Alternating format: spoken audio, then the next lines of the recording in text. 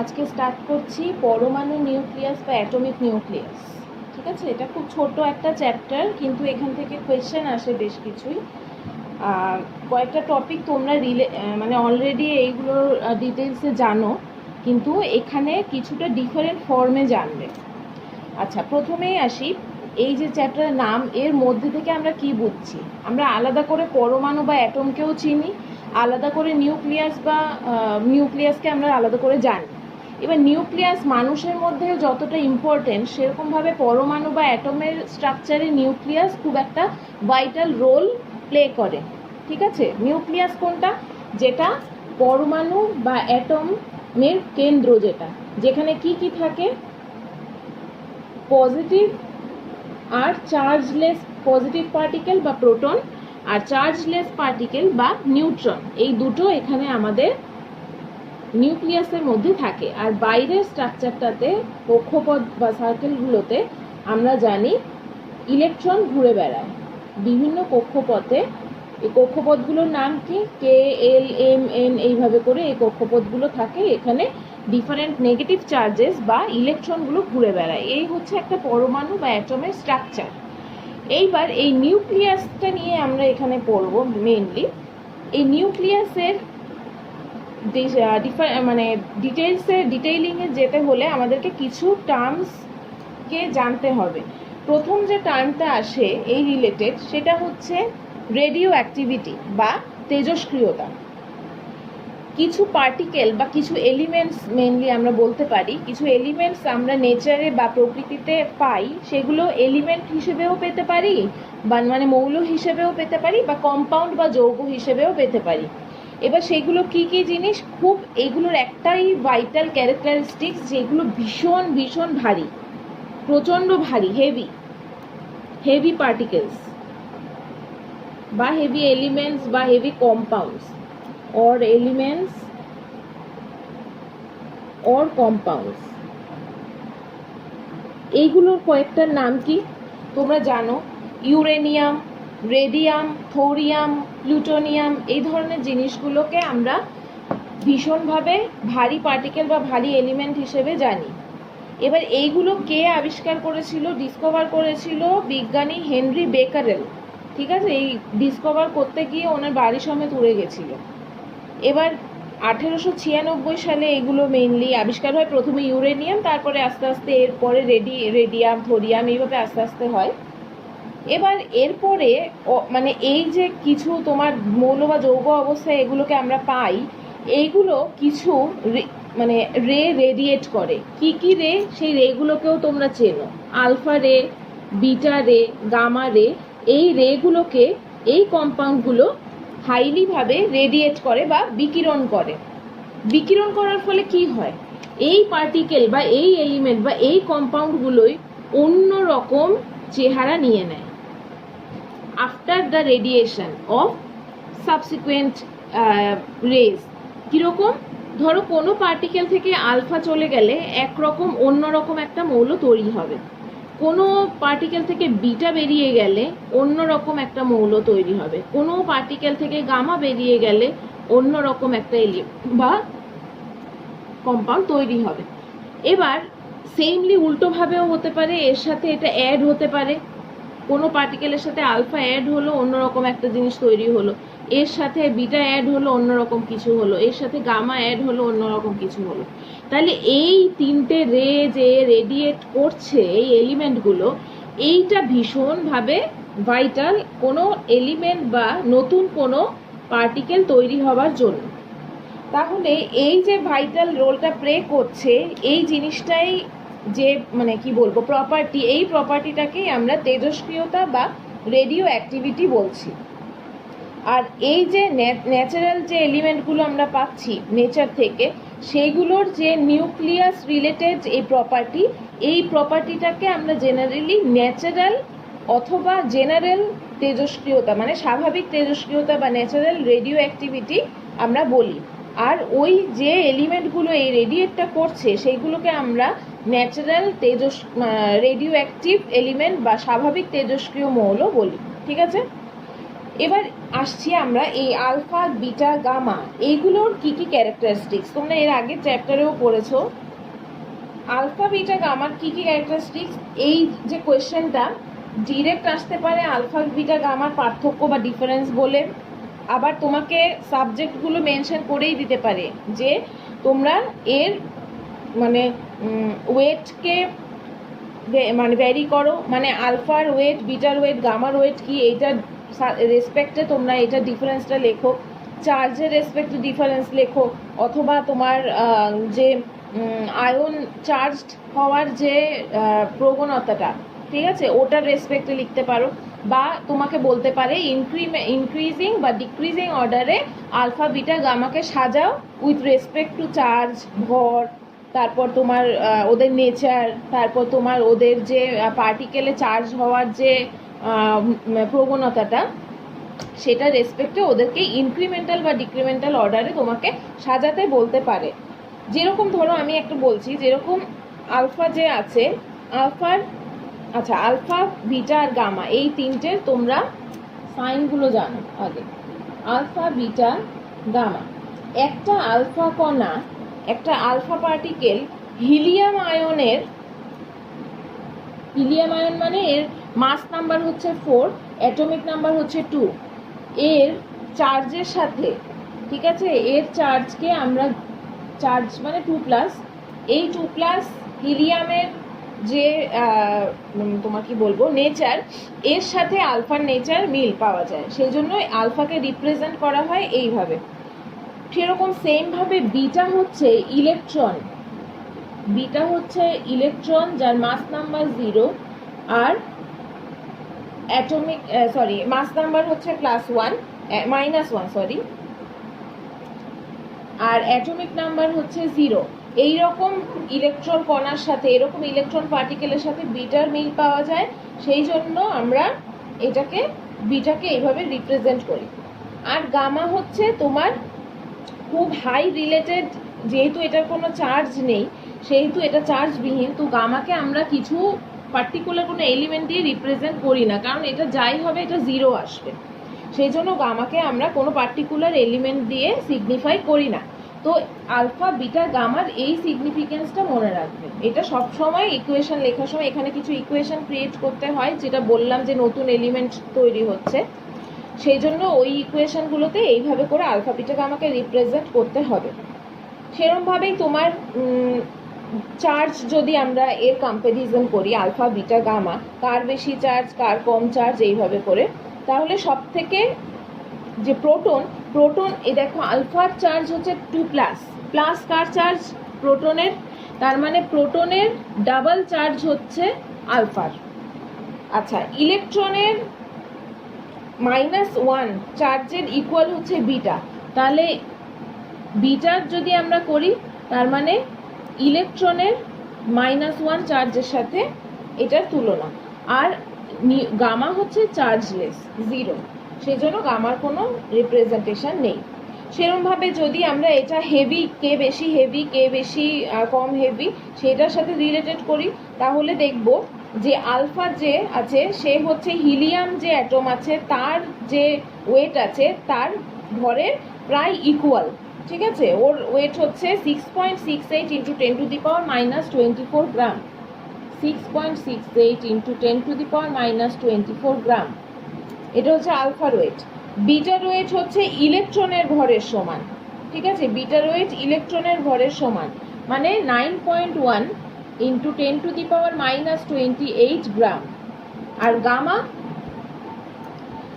Gamma কি charge নেই কোনো, তাহলে অ্যাট্রাক্ট করার পাওয়ারটাই নেই, তার মানে গামার ওয়েট হচ্ছে 0, ও ভরহীন। তার মানে আমরা যদি এইগুলোর মধ্যে তুলনা করি তাহলে আমরা দেখতে পাবো কার সব থেকে বেশি ওয়েট, এই দুটোর মধ্যে এটা অবশ্য পাওয়ারের প্রবলেম আছে এখানে, এটা সব থেকে বড় হবে, এএমইউতে কনভার্ট করলে এটা সব থেকে বড় হবে, তারপর এটা, তারপর গামা, তাহলে আলফা সব থেকে বেশি ওয়েট, তারপর বিটা, তারপর গামা, এইভাবে করে তোমাদেরকে সাজাতে বলতে পারে কোনো পার্টিকুলার সাবজেক্ট মেনশন করে। এবার আমরা চলে যাচ্ছি কিছু রেডিও অ্যাক্টিভ এলিমেন্টের নাম জানবো। রেডিও অ্যাক্টিভ কিছু এলিমেন্টের নাম কি কি আছে এইগুলো তো বললাম। পোলোনিয়াম আছে, ঠিক আছে, ওর অ্যাটমিক নাম্বার হচ্ছে 84। তোমরা পিরিয়ডিক টেবিল পর্যায় সারণীতে খুঁজলে পাবে 84 অ্যাটমিক নাম্বার পোলোনিয়াম, PO, ঠিক আছে। এবার এর থেকে এর পরে যারা আছে, মানে 84 এর পর থেকে, মানে আপার 84 থেকে আপার দিকে যত যাবে 85, 86, এই যে রিলেটেড এলিমেন্টগুলো আছে এইগুলো সব থেকে তেজস্ক্রিয় ধর্ম দেখায়, বা এগুলো সব থেকে রেডিও অ্যাক্টিভ প্রপার্টি এদের আছে। এবার হালকা কিছু এলিমেন্ট আছে যাদের কিছু আইসোটোপস আছে। যারা আইসোটোপ মানে কাকে বলবো? আইসোটোপ মানে যাদের অ্যাটমিক নাম্বার ইকুয়াল, মাস নাম্বার আলাদা, তাদেরকে আমরা আইসোটোপ বলি। তাহলে এই আইসোটোপ আছে কিছু হালকা এলিমেন্ট যাদেরকে আমরা নর্মালি চিনি, এদেরকে খুব নেচারে কম পরিমাণে পাওয়া যায়, নেচারে অলমোস্ট পাওয়া যায় না বললেই চলে। সেই রকম কিছু আইসোটোপস আছে যেগুলো মানে পাওয়া তো যায় না, সেই জন্য ইউজও নেই সেরকম একটা, সেই জন্য ওরা কিছুটা রেডিও অ্যাক্টিভ ওদের প্রপার্টি দেখা যায়। যেরকম আমরা কার্বনের একটা আইসোটোপ আছে 14C14, এই C14টা হচ্ছে, সরি 8 না, কার্বনের হচ্ছে 6, C14 যে আইসোটোপটা আছে কার্বনের, ও কিন্তু রেডিও অ্যাক্টিভ ইন নেচার। এবার ক্যালসিয়ামের পটাশিয়ামের একটা আছে পটাশিয়াম 40, পটাশিয়ামের হচ্ছে 19, পটাশিয়াম 40 যে আইসোটোপটা আছে ও রেডিও অ্যাক্টিভ ইন নেচার। তাহলে তোমাকে যদি বলে যাদের ওয়েট হালকা সেরকম দুটো রেডিও অ্যাক্টিভ এলিমেন্টের নাম লেখো, তাহলে C14, K40। অবভিয়াসলি মাস নাম্বার, অ্যাটমিক নাম্বার দুটোকেই মেনশন করতে হবে এখানে, যখনই তোমরা কোনো রেডিও অ্যাক্টিভ এলিমেন্টের কথা বলবে তখন এটা করতে হবে। এবার তোমাকে যদি জিজ্ঞাসা করে যে সব থেকে ভারী মানে হেভি ওয়েট কিন্তু রেডিও অ্যাক্টিভ নয়, অতেজস্ক্রিয়, ঠিক আছে, রেডিও অ্যাক্টিভ নেচার না, এরকম একটা সব থেকে ভারী এলিমেন্টের নাম লেখো। সেটার নাম হচ্ছে বিসমাথ। বিসমাথের তোমার অ্যাটমিক নাম্বার হচ্ছে 83, 209। এই আইসোটোপ যেটা আছে বিসমাথের, এ হচ্ছে সব থেকে ভারী কিন্তু রেডিও অ্যাক্টিভ না ইন নেচার, ঠিক আছে। তাহলে আমরা মোটামুটি এই করলাম। এবার আমরা আলফা বিটা গামা বেরিয়ে গেলে যে ইকুয়েশনগুলো ক্রিয়েট হয়, মেনলি এইগুলো পরীক্ষায় একটা আসে, ওই জিনিসটা আমরা এখন শিখব। ধরো ইউরেনিয়াম 23892, এটার থেকে একটা, আচ্ছা আগে আমি প্রপার্টিগুলো বলে দিই তাহলে ইজি হবে। কোনো পার্টিকেল থেকে, কোনো রেডিও অ্যাক্টিভ পার্টিকেল বা কোনো রেডিও অ্যাক্টিভ এলিমেন্ট থেকে যদি একটা আলফা মাইনাস হয়, সাপোজ এখানে কোনো রেডিও অ্যাক্টিভ এলিমেন্ট আছে, এখান থেকে কোনো যদি আলফা মাইনাস হয় তাহলে কি হয়? সাপোজ ধরো এ একটা রেডিও অ্যাক্টিভ এলিমেন্ট, এবার এর মাস নাম্বারটাকে আমি এম দিয়ে রিপ্রেজেন্ট করছি, অ্যাটমিক নাম্বারটাকে আমি স্মল এম, আর অ্যাটমিক নাম্বারটাকে আমি স্মল এ দিয়ে রিপ্রেজেন্ট করছি। সাপোজ ধরো এখান থেকে একটা আলফা বেরিয়ে গেল, একটা আলফা বেরোনো মানে হচ্ছে ওর মাস নাম্বার রিডিউস হয়ে যাবে -4, মানে যা থাকবে তার থেকে 4 মাইনাস করতে হবে, আর অ্যাটমিক নাম্বার রিডিউস হয়ে যাবে -2, মানে যা অ্যাটমিক নাম্বার থাকবে তার থেকে 2 কমে যাবে। একটা এক্সাম্পল নিই, সাপোজ ধরো ইউরেনিয়াম 23892, এখান থেকে একটা আলফা বেরিয়ে গেল, তাহলে যে নতুন যে পার্টিকেলটা তৈরি হবে সেই পার্টিকেলটা অন্য একটা ধরো নাম দিই, যে কোনো একটা নাম ধরো এম, এর 4 কমে যাবে, তার মানে 238 ছিল হয়ে গেল 234, এর 2 কমে যাবে, তার মানে 92 ছিল হয়ে গেল 90। তার মানে একটা আলফা রিডাকশন হওয়া মানে হচ্ছে অ্যাটমিক নাম্বার 2 কমবে, মাস নাম্বার 4 কমবে। এবার নেক্সট হচ্ছে একটা বিটা যদি বেরিয়ে যায়, সাপোজ ধরো আরেকটা পার্টিকেল আছে বিটা বি, এটার মাস নাম্বার হচ্ছে এম, অ্যাটমিক নাম্বার এ, এখান থেকে সাপোজ একটা বিটা বেরিয়ে গেছে। বিটা বেরোলে যে নতুন পার্টিকেলটা ধরো তৈরি হলো সি, তাহলে এই সি এর মাস নাম্বার যা থাকবে একই ছিল, যা ছিল তাই থাকবে, অ্যাটমিক নাম্বার 1 বেড়ে যাবে, তার সাথে 1 প্লাস হবে। সাপোজ ধরো আবার ইউরেনিয়ামকেই নিলাম 23892।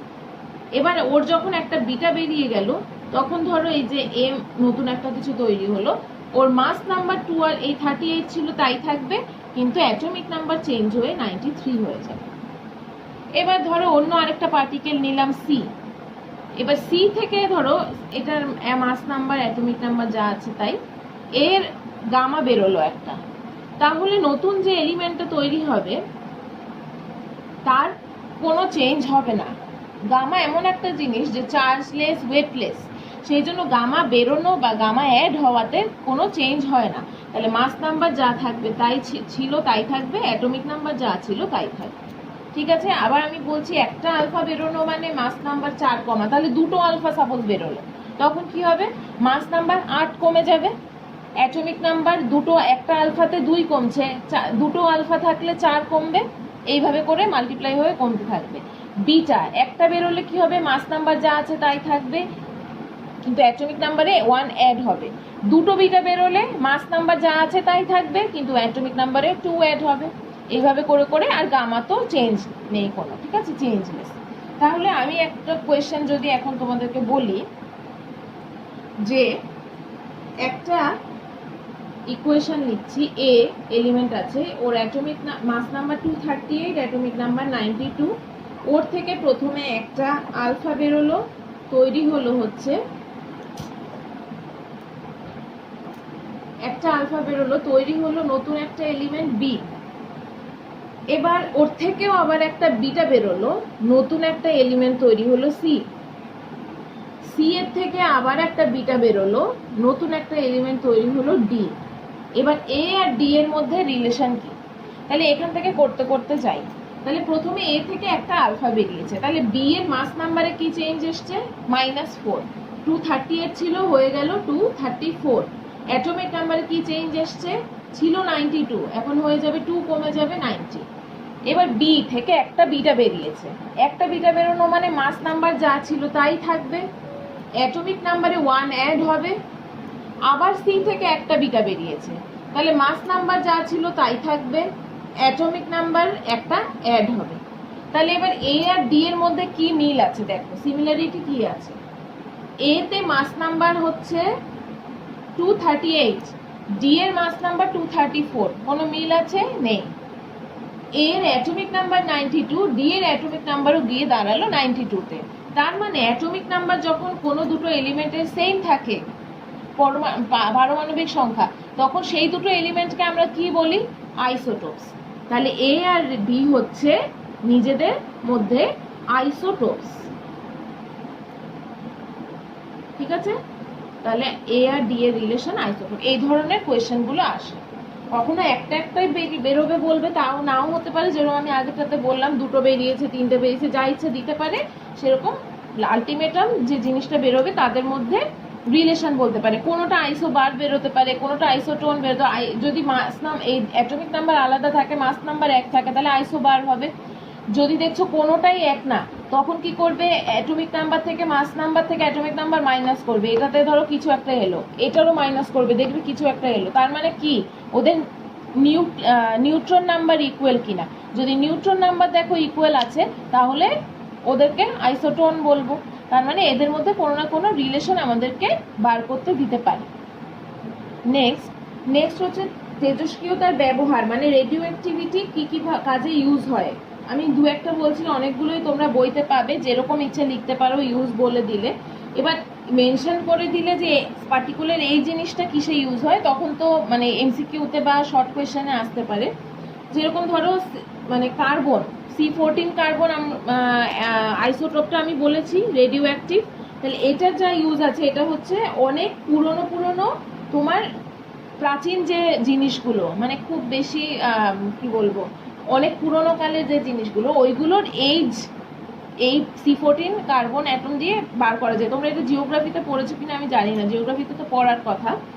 ওদের বয়স তো নির্ণয় করতে পুরনো জিনিসের, বা পুরনো ধরো কোনো স্কাল্পচার আছে, পুরনো অনেক দিনের অনেক বড় পাথর আছে, স্টোন, সেই চিপগুলোর বয়স কতদিনের পুরনো, ওইটা বার করার জন্য, টেস্ট করার জন্য জিওলজিস্টরা এই C14 আইসোটোপ ইউজ করেন। এবার নেক্সট হচ্ছে তোমার আয়োডিনের একটা আইসোটোপ আছে I-13153। এই আইসোটোপটা তোমার বিভিন্ন ধরনের তোমার মেডিকেল টেস্টে ইউজ করা হয়, যেরকম থাইরয়েডের টেস্টিংয়ে ইউজ করা হয়, তারপরে ট্রিটমেন্টে যে থাইরয়েডের ওষুধ তৈরি হয় সেখানে কিছুটা অ্যাপ্লাই করা হয় তৈরি করার সময়। হ্যাঁ, তারপর তোমার লিউকোমিয়া বা ব্লাড ক্যান্সার যেটা, সেটা চিকিৎসায় বা তোমার রেজে দেয়, ওটা রেডিয়েশনে ইউজ করা হয়। হ্যাঁ, তারপর তোমার মাথায় যদি কখনো টিউমার হয়, সেই টিউমারটার টাইপ মানে বিনাইন কি ম্যালিগন্যান্ট সেইটা বার করার, বা কোন পার্টিকুলার অ্যাকচুয়ালি জায়গায় টিউমারটা হয়েছে মানে ছড়িয়ে আছে কিনা, বা কোন পার্টিকুলার জায়গাটা হয়েছে সেটা বার করার জন্য এই আইসোটোপটা ইউজ করা হয়। এরকম আরো অনেক আছে, কোবাল্টের আইসোটোপ আছে হার্টের রিলেটেড ডিজিজের জন্য, তারপরে ফসফরাসের আইসোটোপ আছে, ওইটাও তোমার ক্যান্সারের ট্রিটমেন্টের জন্য, ম্যালিগন্যান্সির জন্য ইউজ করা হয়। আরো অনেকগুলোরই আছে। আচ্ছা, এবার হচ্ছে আমরা আইনস্টাইনের যে খুব পপুলার একটা ইকুয়েশন E=mc², ওইটার ব্যাপারে কিছুটা জানবো। ওখান থেকে আমরা দুটো জিনিস পড়বো, সেই দুটো জিনিস খুব ইম্পর্টেন্ট এই চ্যাপ্টারে, এবং ওই জিনিসটাই এখানে আছে। আর বাকি একটা হচ্ছে নিউক্লিয়ার ফিশন মানে নিউক্লিয় বিভাজন, আর একটা হচ্ছে নিউক্লিয়ার ফিউশন, ওটা হচ্ছে নিউক্লিয় সংযোজন। ফিশন মানে বিভাজন, ফিউশন মানে সংযোজন। ঠিক আছে, আমি টার্মগুলো যখন ইউজ করব তখন হয়তো ফিশন ফিউশন বলতে পারি, সংযোজন বিভাজনও বলতে পারি, রিলেটেড টার্মসটা মনে রাখবে। বিভাজন মানে ফিশন, সংযোজন মানে ফিউশন। ঠিক আছে, আইনস্টাইনের ইকুয়েশনটা আমরা জানি, শক্তি সম্পর্কিত যে ইকুয়েশনটা আছে, আমরা বহু জায়গায় বহুবার পড়েছি ছোটবেলা থেকে, যবে থেকে আমরা ফিজিক্যাল সায়েন্স বা সায়েন্স বই পড়েছি তো সেখান থেকে আমরা জানি। এবং পৃথিবীর অস্তিত্ব, এই যে পৃথিবীর বিভিন্ন জিনিসগুলোর যে ব্যাখ্যা, বহু বিজ্ঞানী চেষ্টা করেছে এই ইকুয়েশনটাকে ফলস প্রমাণ করার, কিন্তু কেউ পেরে ওঠেনি, কারণ এটা পসিবল না। ফিজিক্স বলতে আমরা যা বুঝি, পুরো ফিজিক্সটাই স্ট্যান্ড করে আছে এই একটা ইকুয়েশনের ওপর, E=mc²। শক্তির অস্তিত্ব এখান থেকেই আমরা পাই। তো এই সমীকরণটার সাহায্যে আমরা যেটা বুঝতে পারি সেটা হচ্ছে একটা নিউক্লিয় বিক্রিয়া বা রেডিও অ্যাক্টিভ কোনো মানে টেস্টিং হচ্ছে, বা কোনো রেডিও অ্যাক্টিভ এলিমেন্ট বার্স্ট করে গেছে, সে জায়গায় প্রচুর পরিমাণ শক্তি উৎপন্ন হয়, প্রচুর পরিমাণ হিট, প্রচুর পরিমাণ শক্তি উৎপন্ন হয়। এবার সেই শক্তিটা, যার জন্য একটা জায়গায় বম ব্লাস্ট হলে পুরো একটা এরিয়া জ্বালিয়ে দেওয়ার ক্ষমতা রাখে। ঠিক আছে, যার ওই ক্যাপাসিটিটা অতটাই থাকে ওই পার্টিকেলগুলোর, এক একটা পার্টিকেলের। সেই জন্য এই পারমাণবিক শক্তি, যে অ্যাটমিক যে এনার্জি, এটা ইউজ করার যথেষ্ট গুরুত্বপূর্ণ মানে ইম্পর্টেন্স আছে। কীরকম, কোনো এটা আমরা ভালো কাজে ইউজ করতে পারি, কিন্তু তা তো আমরা তো মানুষ, আমরা তা করবো না, আমরা বেশিরভাগই খারাপ কাজে, বম ব্লাস্টিং ফাস্টিং যা কিছু আছে এই সমস্ত কাজে আমরা এই ভালো একটা এনার্জিকে আমরা নষ্ট করে দিচ্ছি। সেই জন্য এই রিলেটেড দুটো নিউক্লিয় বিক্রিয়া বা নিউক্লিয়ার রিঅ্যাকশনের কথা আমরা জানবো। একটার নাম হচ্ছে নিউক্লিয় বিভাজন,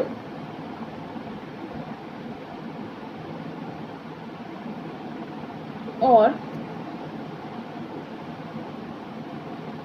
নিউক্লিয়ার ফিশন,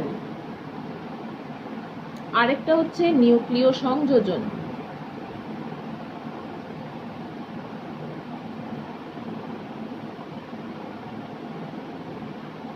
নিউক্লিয়ার ফিউশন ভীষণ ইম্পর্টেন্ট দুটো টপিক এবং ভীষণ সহজ দুটো টপিক। আমি দুটো কথাই বলবো এই দুটো টপিক বোঝাতে গিয়ে। একটা হচ্ছে বিভাজন, সংযোজন। এই দুটো টার্ম থেকে আমরা কি বুঝি?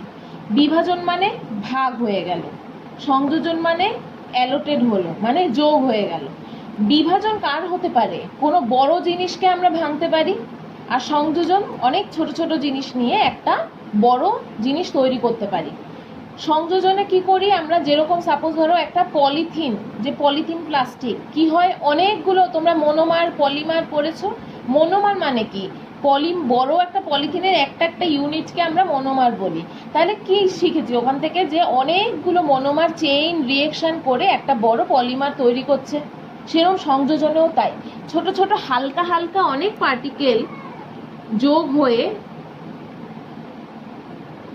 অনেক এন নাম্বার অফ পার্টিকেলস হতে পারে, কিন্তু মিনিমাম যোগ তো করতে হবে, তাহলে মিনিমাম আমার কটা দরকার, দুটো পার্টিকেল দরকার। তাহলে ছোট দুটো পার্টিকেল যোগ হয়ে যখন তার থেকে তুলনামূলক ভারী কোনো পার্টিকেল তৈরি করে, সেই বিক্রিয়াটাকে বা সেই রিয়েকশনটাকে আমরা নিউক্লিয় সংযোজন বলছি। সিম্পল কথা, দুটোতেই প্রচুর পরিমাণ শক্তি উৎপন্ন হয়, এনার্জি প্রচুর পরিমাণ এখানে প্রোডাকশন হয়। বিভাজন কি, বোম ব্লাস্ট করে গেল, অনেক বড় একটা পার্টিকেল ভেঙে ছোট ছোট কিছু এলিমেন্টসে চারদিকে ছিটকে ভেঙে গেল, এটাকে আমরা নিউক্লিয় বিভাজন বলছি। খুব ইজি জিনিস দুটো। সাপোজ ধরো আমি একটা এক্সাম্পল দিয়ে বোঝাচ্ছি, দুটো জিনিসকেই আমি এক্সাম্পল দিয়ে বোঝাচ্ছি।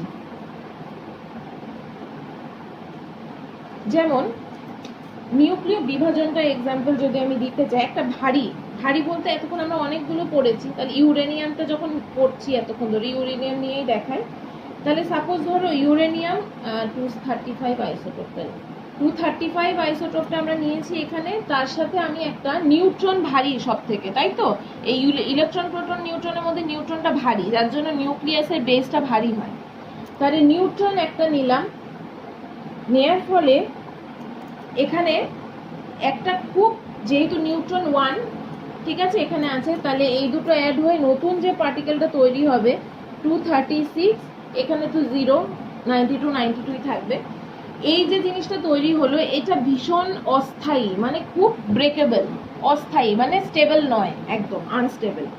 তাহলে এখান থেকে আমি একটা নতুন পার্টিকেল বেরিয়াম 14156 ঠিক আছে নিলাম, এর সাথে আমি ক্রিপ্টন নিলাম, অ্যাড হলো, মানে এগুলো এক একটা রিয়েকশনের ধাপ স্টেপ। ক্রিপ্টন নিলাম 92 আর 36, তারপর ওখানে সাথে তৈরি হয়ে গেল শক্তি, নিউট্রন আর শক্তি বা এনার্জি। ঠিক আছে, কত এনার্জি সেটা, অলমোস্ট 200 মেগাভোল্ট। তাহলে এইটা একটা নিউক্লিয় বিভাজন বিক্রিয়ার উদাহরণ। এখানে কি হলো, একটা নিউট্রন এখানে নেওয়া হলো, কিন্তু লাস্ট পর্যন্ত কটা নিউট্রন বেরোলো, 3টে নিউট্রন বেরোলো। এবার এই ধরনের যে নিউক্লিয় বিক্রিয়াগুলো আছে বা নিউক্লিয়ার রিয়েকশনগুলো আছে, এখানে যে বিক্রিয়ার যে মোট উৎপন্ন পদার্থগুলো, মানে যে প্রডিউসড যে মেটেরিয়ালগুলো আছে, সেইগুলো টোটাল যে ভরটা সামেশন করলে যেটা দাঁড়াবে, সেটা এই যে টোটাল ভর তার থেকে কিছুটা হলেও কম হয়। সেই জন্য এই যে এই পার্থক্যটা কিছুটা হলে, এর ফলে কি হয়, এই যে ভরের যে পার্থক্যটা হয়, মানে যে জিনিসটা আমরা কি জানি, এই সূত্রটা থেকে আমরা কি জানি যে এনার্জি কখনো নতুন করে প্রডিউস হতে পারে না বা ভেঙে যেতে পারে না, এনার্জি যা থাকে একটা ফর্ম থেকে অন্য ফর্মে জাস্ট ট্রান্সফর্ম হয়। ঠিক আছে, ওটা কি, তার ভর আর সি স্কোয়ার মানে আলোর গতিবেগ, লাইটের ভেলোসিটি। তাহলে এই দুটোর সামেশন করলে এটার স্কোয়ার, অবভিয়াসলি সামেশন মাল্টিপ্লিকেশন করলে যেটা পাই সেটাই হচ্ছে আমার টোটাল এনার্জি। তাহলে আমি কোনো রিয়েকশনকে কি বলবো যে ভর শক্তি তুল্যতা সূত্রকে লঙ্ঘন করবে না, মানে এই যে এনার্জির যে লটা সেটাকে এটা মেনে চলবে। কখন, যখন আমার এই দুটো পোর্শন সমান হবে। কিন্তু আমরা যখন প্রোডাক্টকে দেখছি, এইগুলো হচ্ছে রিয়েক্টেন্ট, এগুলো হচ্ছে প্রোডাক্ট, তাহলে টোটাল রিয়েক্টেন্টের যে মাস সেটা এই টোটাল প্রোডাক্টের মাসের সমান হওয়া উচিত যদি এটাকে স্যাটিসফাই করতে হয়। কিন্তু এখানে দেখা যাচ্ছে এটা কিছুটা কম হয়। এইটাকে ফুলফিল করার জন্য কে করে, প্রচুর পরিমাণে এই যে শক্তি বা এনার্জি উৎপন্ন হয়, এই এনার্জিটা এটাকে ইকুইলিব্রিয়াম করে দেয়। এটাই হচ্ছে নিউক্লিয় বিভাজন। এবার হচ্ছে আমরা এখান থেকে, তার মানে আমি কি বুঝলাম, ভর ত্রুটি। ভর ত্রুটি মানে হচ্ছে মানে ক্রান্তিক ভর, যেটা মানে হচ্ছে ক্রিটিক্যাল মাস যেটাকে আমরা বলি, মানে আলটিমেটাম যে ভর সংখ্যা সেটা এখানে বিক্রিয়ার ডান দিকের ভর সংখ্যা, বিক্রিয়ার বাঁ দিকের ভর সংখ্যাটা ইকুয়াল থাকছে। ঠিক আছে, এখানে দেখো 141 92 1, তার মানে 93 141 আর 93, তাহলে কত হয় 4 3 আর এখানে 1, ঠিক বললাম? এই মাস নাম্বারটাকে আমি যদি অ্যাড করি 141 আর 92 অ্যাড করলে হচ্ছে 233, কিন্তু আমার টোটাল যে তৈরি হয়েছিল সেটা কত? 236। তাহলে এখানে 3টে নিউট্রন আছে, তাহলে একটা নিউট্রনের 1 মাস নাম্বার, তাহলে 3টে নিউট্রনের 3 প্লাস 3 করলে 236। তাহলে আগের যা মাস নাম্বার পরের মাস নাম্বারটা একই, এটাকে বলা হয় ভর ত্রুটি সূত্র। ঠিক আছে, মাস ক্রিটিক্যাল মাসের ল এটা হচ্ছে প্রুফ করে যে আগের যা মাস নাম্বার সেটা রিঅ্যাকশনের পরের যা মাস নাম্বার সেইগুলো একই রকম থাকে। এবার এই নিউক্লিয় বিভাজন বা ফিশনের ইউজগুলো কি কি? ইউজগুলো হচ্ছে একটা তো বললাম পারমাণবিক বোমা, অ্যাটমিক যে বম তৈরি হয় সেগুলো, তারপর তোমার বিভিন্ন তোমার যে কৃত্রিম যে মানে নকল যে তোমার রেডিও অ্যাক্টিভ যে আইসোটোপ সেগুলো তৈরি করতে ইউজ করা হয়, কারণ সবগুলো নেচারে পাওয়া যায় না, কিছু আমাদেরকে বানিয়ে নিতে হয়, সেইগুলো তৈরি করতে ইউজ করা হয়।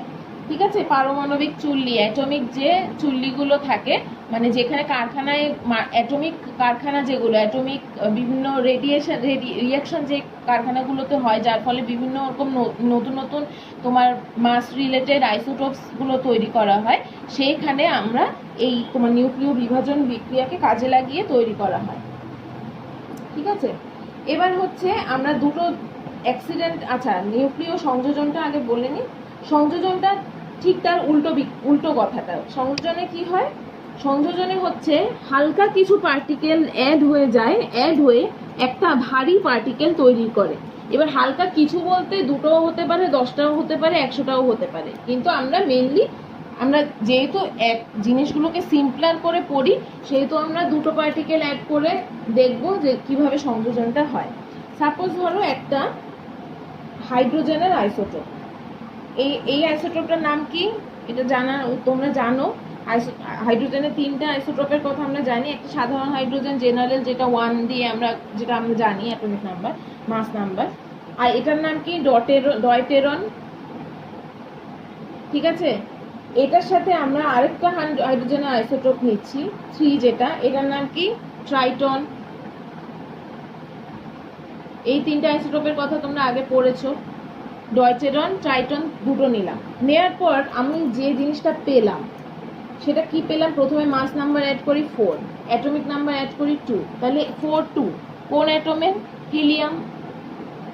তাহলে আমি এই দুটোকে যোগ করে কি পেলাম? একটা হিলিয়াম অ্যাটম পেলাম।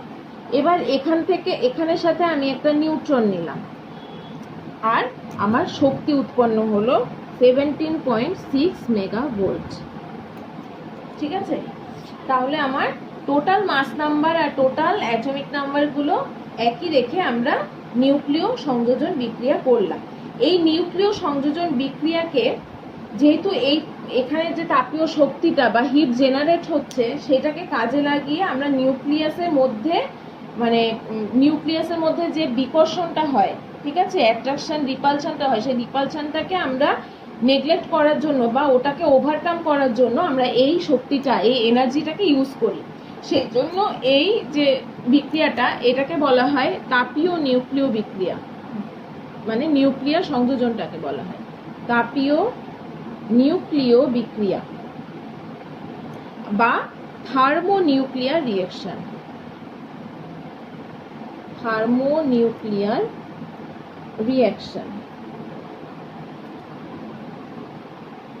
ঠিক আছে, যেহেতু এটা ইলেকট্রনের মধ্যেকার রিপালশন বা বিকর্ষণ শক্তিটাকে অতিক্রম করতে সাহায্য করে এই শক্তিটা, সেই জন্য আমরা এটাকে থার্মোনিউক্লিয়ার রিঅ্যাকশন বা তাপীয় নিউক্লিয় বিক্রিয়া বলি। এবার এইটার জন্য প্রচুর হাই টেম্পারেচারের দরকার পড়ে, অলমোস্ট 10 লক্ষ ডিগ্রি সেন্টিগ্রেড। 10 লক্ষ ডিগ্রি সেন্টিগ্রেড। ঠিক আছে, এই বিক্রিয়াটা করার জন্য। আচ্ছা, আরেকটা জিনিস ইম্পর্টেন্ট যে নিউক্লিয় সংযোজনের ব্যবহারটা কি? এইটার মেইন ইউজ হচ্ছে হাইড্রোজেন বম তৈরি করতে ইউজ করা হয়। ঠিক আছে, হাইড্রোজেন বোমাতে ইউজ করা হয়। আচ্ছা, এটা তোমার নিউক্লিয় বিভাজনের জন্য যে আইসোটোপগুলো পাওয়া যায় ওইগুলো যেরকম খুব তাড়াতাড়ি এভেলেবেল, এই বিক্রিয়ার জন্য যে আইসোটোপ পাওয়া যায় সেগুলো কিন্তু অনেকটা মানে কি বলবো এভেলেবেল নয় আর কি। এবার নিউক্লিয় বিভাজনের আগে, নিউক্লিয় সংযোজনের আগে সবসময় বিভাজন বিক্রিয়া ঘটানো হয়। কেন ঘটানো হয়? কারণ যখন আমরা নিউক্লিয় বিভাজন বা নিউক্লিয়ার ফিশন ঘটাই, তখন সেটাতে যে শক্তিটা উৎপন্ন হয়, সেই শক্তিটা যখন একসাথে মিলে বেড়ে যায় বিক্রিয়ার পর, সেই বাড়ানো শক্তিটাকে আমরা এই বিক্রিয়াটাতে কাজে লাগাই সংযোজনে। ঠিক আছে, আমি বলছি একটা মানে আইডিয়া করার জন্য। এই যে আমাদের সূর্য, নক্ষত্র, এইগুলোতে যে বিক্রিয়াগুলো চলে না, সারাক্ষণ বিক্রিয়া তো চলে, যার জন্য লাইট জেনারেট হওয়া বা প্রচুর প্রচুর মানে যে তোমার উষ্ণতা, টেম্পারেচার দেওয়া পাওয়া, ওখান থেকে সবগুলো যে বিক্রিয়াগুলো হয় নিউক্লিয়ার ফিউশন থেকে হয়, নিউক্লিয় সংযোজন থেকে হয়। তার মানে বুঝতেই পারছো যে একটা নিউক্লিয় সংযোজন ঘটাতে প্রচুর পরিমাণে শক্তির দরকার। সেই কারণে আমরা নিউক্লিয়ার বিভাজন আগে ঘটাই, তারপর সংযোজন ঘটাই। এবার যে জিনিসটা আমরা জানবো সেটা হচ্ছে দুটো অ্যাক্সিডেন্টের ব্যাপারে। তোমরা সবাই শুনেছো 1945-এ অগাস্টের 6th অগাস্ট এবং 9th অগাস্ট, এই দিন দুটো খুব বেশি ইম্পর্টেন্ট। এই দিন দুটো কেন বেশি ইম্পর্টেন্ট? কারণ এই দিন দুটোতে জাপানের হিরোশিমা আর নাগাসাকি বলে দুটো জায়গাতে দুটো অ্যাটমিক বম ব্লাস্ট হয়েছিল, পরমাণু বিস্ফোরণ হয়েছিল। ঠিক আছে, এই দুটোর সাথে তোমাদের এই রেডিও অ্যাক্টিভিটির ভীষণ কি বলবো রিলেটেড দুটো জিনিস এর সাথে রিলেটেড। হিরোশিমাতে হয়েছিল 6th অগাস্ট 1945-এর 6th অগাস্ট হয়েছিল হিরোশিমাতে। হিরোশিমাতে যে বম ব্লাস্টটা হয়েছিল সেটার মেইন যে কালপ্রিট সে ছিল ইউরেনিয়াম 235-92। ঠিক আছে, আর এটা হয়েছিল, এই দুটোই হয়েছিল সকালবেলা। এটা মোস্ট প্রবাবলি 8টা কি 8:30 নাগাদ হয়েছিল। আর তোমার নাগাসাকিতে যেটা হয়েছিল সেটাও প্রায় 11টা 11:30 এরকম নাগাদ হয়েছিল। আর 1945-এরই 9th অগাস্ট হয়েছিল নাগাসাকিতে। দুটোই জাপানেরই জায়গা, কাছাকাছি জায়গা। মানে একটাতে বিধ্বংস হয়ে ওরা মানে সেরে উঠবে কি, 3 দিনে তো সেরে ওঠা যায় না। আমাদের এই আমফানের প্রকোপ এখনো রয়েছে অনেকগুলো জায়গাতে, ঘর বাড়ি ছাড়া মানুষ। তাহলে বুঝতেই পারছো একটা বম ব্লাস্টে কি হয়েছিল। ইভেন এখনো যে বাচ্চারা জন্মায় ওখানে, অনেকেই বিকলাঙ্গ জন্মায়, মানে কারোর কোনো পার্টস, কোনো মানে বডি পার্টস এখনো মানে দুর্বল জন্মায়। কেউ ক্যান্সার নিয়ে জন্মাচ্ছে, কেউ ধরো হাত পা কারোর কোনো ডিফেক্ট আছে, চোখে ডিফেক্ট আছে, মাথায় ডিফেক্ট আছে। মানে এখনো যে বাচ্চারা জন্মায় ওইটার এফেক্ট এখনো ওখানে বাতাসে রয়েছে। নাগাসাকিতে যেটা ছিল সেই হলো পোলোনিয়াম, আরো বেশি ভয়ঙ্কর, 239-94 অ্যাটমিক মাস আর মাস নাম্বার থেকেই বুঝতে পারছো। এবার এই দুটোর যে নাম দেওয়া হয়েছিল, এইটা ওরা তো এইসব বম ব্লাস্ট যারা করে তারা তো কোড করে চলে, এদের কোডিং নাম দেওয়া হয়েছিল। এর হচ্ছিল লিটল বয়, আর এর ছিল ফ্যাটম্যান। ঠিক আছে, এইগুলো হচ্ছে কোড নাম ছিল ওদের, লিটল বয় আর ফ্যাটম্যান। এবার এইটার যখন হয়েছিল তখন নিউক্লিয় রিয়েক্টর থেকে এই ধরনের বিস্ফোরণগুলো ঘটানো হয়েছিল। এছাড়াও আমাদের তোমার আরো অনেকগুলো বিস্ফোরণের কথা তোমরা বইতে পড়বে। যেরকম ধরো রাশিয়ার ইউক্রেনে একটা জায়গাতে চেরনোবিলের ঘটনা ঘটেছিল। চেরনোবিলে ওখানে, এটা সম্ভবত 1986-এ, মানে আমার তারিখটা ঠিক মনে নেই, 1986-এ হয়েছিল রাশিয়ার ইউক্রেনে। ওখানেও প্রায় যে টেম্পারেচারটা মানে বেরিয়েছিল বাসটা করার পর, অলমোস্ট 2000 ডিগ্রি সেলসিয়াসের কাছাকাছি। বুঝতেই পারছো কিরকম একটা মানে বিস্ফোরণ ঘটেছিল, মানে প্রায় 2-3 হাজার মানুষ মারাই গেছিল। আর এখানে তো পুরো দুটো শহর ধ্বংস হয়ে গেছিল। হ্যাঁ, তো এই আমরা যেটা বলছি যে এই শক্তিগুলোকে আমরা অনেক ভালো কাজে লাগাতে পারতাম। বিভিন্ন রকম যারা ধরো এই ধরনের বাজে কাজগুলো করে, তারা যদি তাদের মাথাটা ভালো কাজে লাগাতো তাহলে পৃথিবীটা অন্যরকম হতে পারতো। কিন্তু এই যে যারা ফাস্টগুলো করে, ব্লাস্ট, বিভিন্ন বম ব্লাস্ট বলো বা যা কিছু বিধ্বংসী যে সমস্ত ধ্বংস, আমাদের এখানে যে মুম্বাই অ্যাটাক হয়েছিল, ওরা এই যে মাথা, ওদের এই মাথাগুলো ভালো কাজে যদি ইউজ করতো তাহলে তারা আজকে বোধহয় অন্য জায়গায় তাদের নাম থাকতো। কিন্তু এই ধরনেরই রিয়েকশনগুলোকে কাজে লাগিয়েছে সব বাজে কাজে। সেই বাজে কাজগুলো করেছে বলে আমরা আজও ভুগে যাচ্ছি। হ্যাঁ, এইসব জায়গাগুলো আজও ভুগে যাচ্ছে। সেই জন্য এই রেডিও অ্যাক্টিভ নিউক্লিয়াস বা এই যে রেডিও অ্যাক্টিভ অ্যাটমিক নিউক্লিয়াসগুলোকে ভীষণভাবে মানে কি বলবো ইউজ করার মানে যেখানে সেখানে ইউজ করা তো নয়ই, যার জন্য আমরা বিভিন্ন যে বাজি ফাটাই কালী পুজোর সময়, আমরা ইভেন ফটকাগুলো ফাটানোর সময়ও আমরা বলি যে সাবধানতা অবলম্বন করা দরকার, আর পারলে অ্যাভয়েডই করা দরকার যতটা সম্ভব। কারণ একটু একটু করেই জিনিসগুলো বারুদের মধ্যেও এমন কিছু কখনো রিয়েকশন হয়ে তৈরি হয়ে যেতে পারে যার মধ্যে এই ধরনের কিছু রেডিও অ্যাক্টিভ এলিমেন্টের কোনো একটা সাপোজ এক কণা পার্টিকেলও যদি থাকে একটা এরিয়া উড়িয়ে দেওয়ার ক্ষমতা রাখে।